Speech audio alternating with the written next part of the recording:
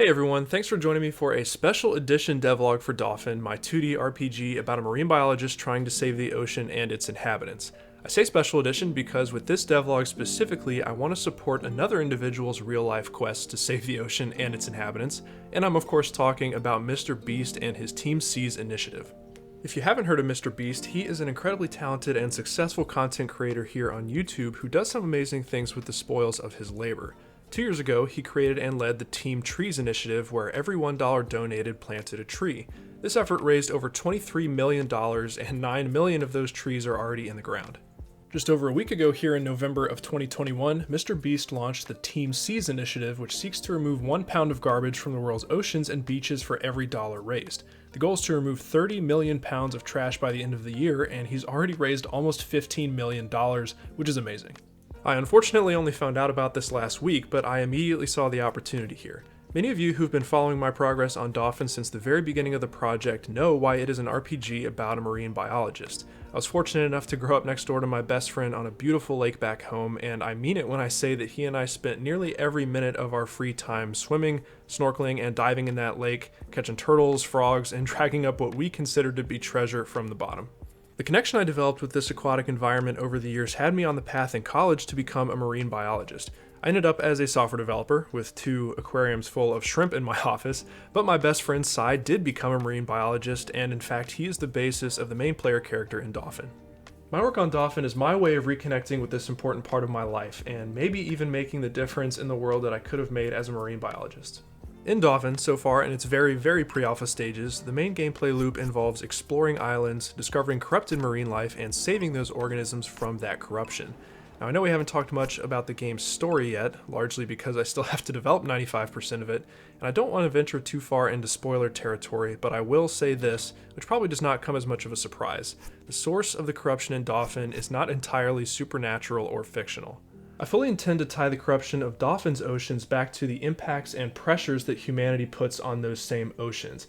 And I don't want this to be an overbearing feel-bad theme in the game. What I want to do is inspire hope that we can turn things around. And if I can manage to draw the players' attention to these issues and help them reflect on them for even just a moment, I think I have a chance at being successful.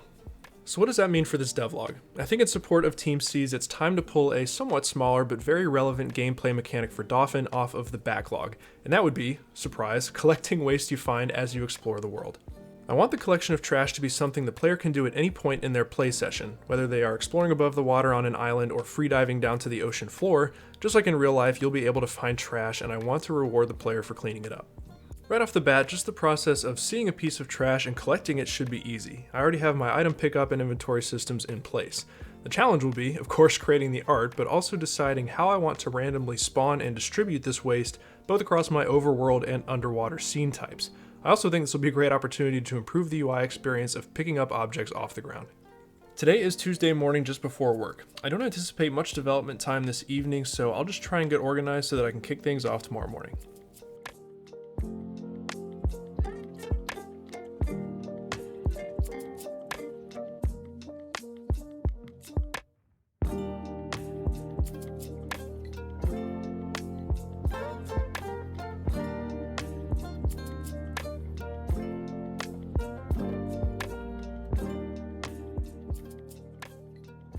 Alright, checking in here just after 8 a.m. on Wednesday morning, and after a productive development session where I set up my basic lootable trash. You saw I created a couple different sprites, all of which need work for some trash that the player can find on the beach and underwater.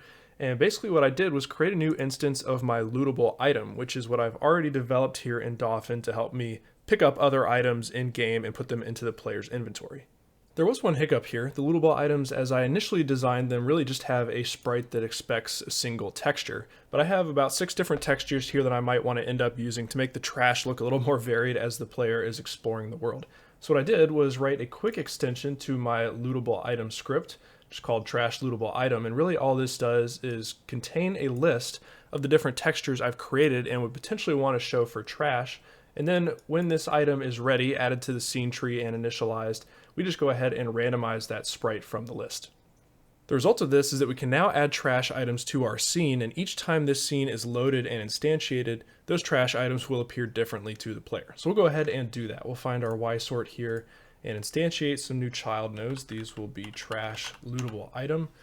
Drag these down onto the beach where we can see them, and we'll just duplicate these a few times so that we can see the effect of that randomization.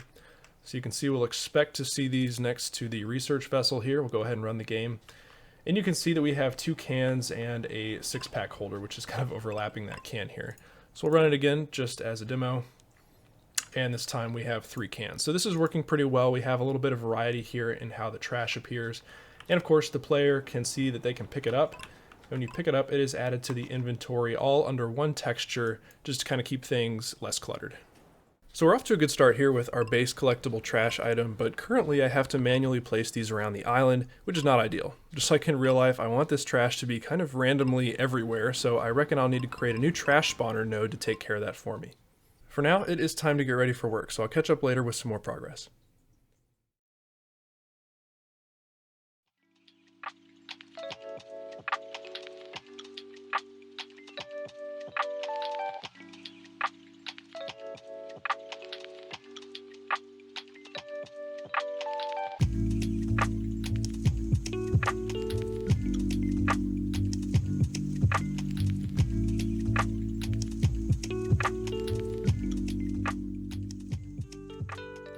Alright, hey everyone, back on Friday morning here with a quick update now that we have a basic version of a trash spawner. So we're looking at my unnamed island scene here, which is our prototype scene. And here in the Y-sort, where we were previously manually placing trash lootable items, those are now gone and we now have an instance of my trash spawner.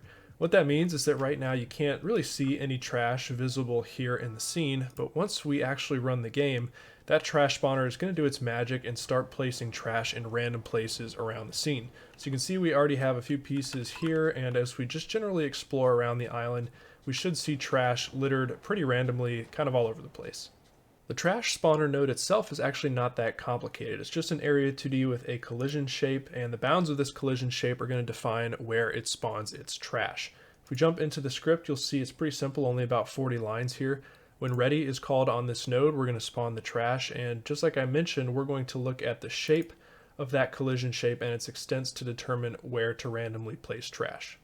So something interesting I've done with this script here is create this trash density export variable, which is an integer between 1 and 10. And what this means is when you crank this up to 10, you're going to see a lot higher density of trash within whatever area is defined by that collision shape.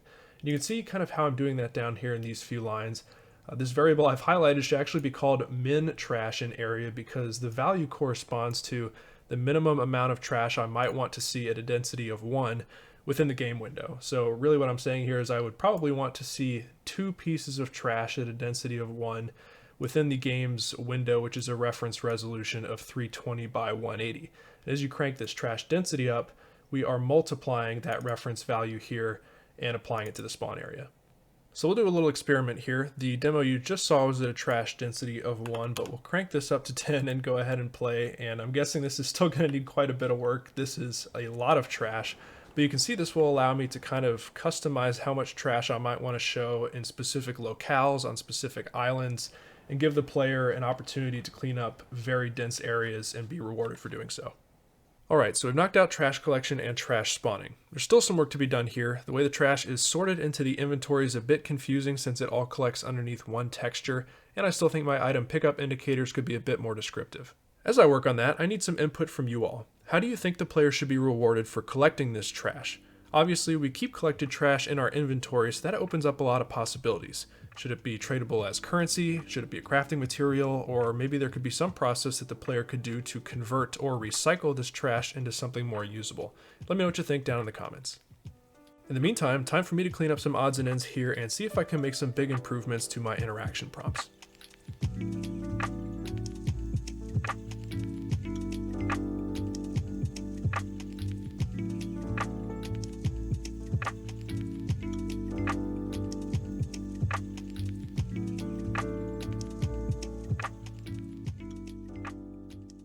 Hey everyone, it's Saturday morning now, just after 10 a.m., and I wanted to give you a quick update on the state of the trash collection system.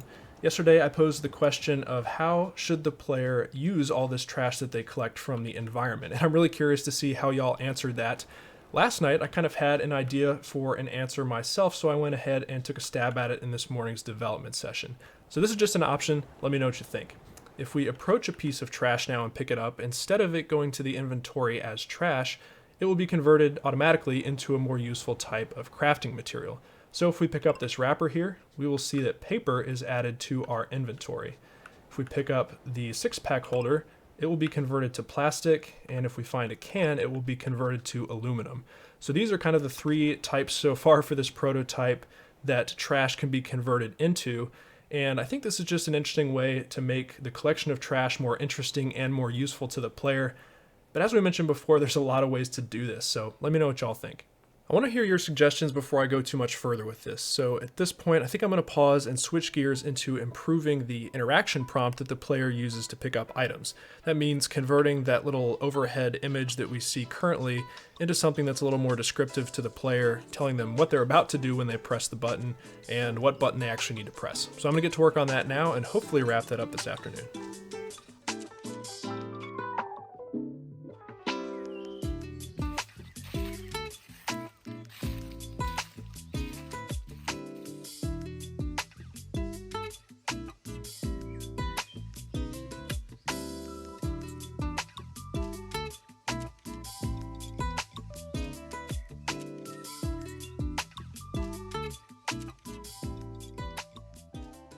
Alright folks, it is now 5 p.m. on Saturday evening, and I think it's time for the final update of the day and the devlog. I made some really cool progress this afternoon, and I'm excited to show you.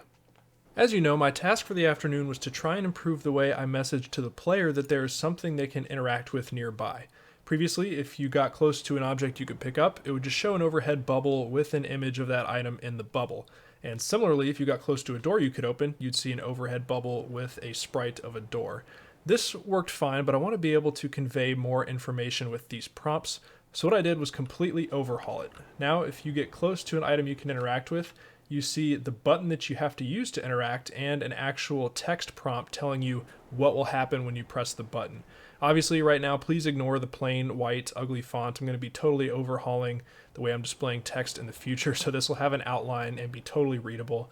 But overall, I think just the whole experience here is better. You convey more information to the player. There's a nice little animation and fade in and fade out, and it's much more clear, I think, that you can interact with the world in different ways. And as you might expect, this also applies to things other than just picking up loot off the ground. So when we approach the door to the fisherman's hut, rather than just showing a picture of a door, we see text that says "Enter Fisherman's Hut." And when we're inside, we can walk up to the fisherman, and it'll actually prompt us to talk to him. So this is just way more granularity of information that I can express to the player here, and I really like it. I hope you enjoyed following along with me this week as I tried to bring the mission of TeamSeas to life in Dauphin. If you're feeling stoked about TeamSeas, you should be able to donate to the fundraiser directly with the button somewhere around this video on YouTube. Or, like me, you could head over to teamseas.org and pick up some sweet merch, with 100% of the proceeds going to the fundraiser. As always, I want to give a huge thanks to the folks who support Dauphin's development and these devlogs on Patreon, with a special shout out to my Garami supporters: Cody Odin, Finnickfu Games, Mega Ombre, Vlad Sunny, James Kennedy, Jess Sargo, Deliuse, and last but not least, Happy Hippie, my newest Garami supporter who I totally forgot to call out in the last video. I owe you one. I hope you enjoyed the video, and as always, stay tuned for the next Dauphin devlog. I'll see you soon.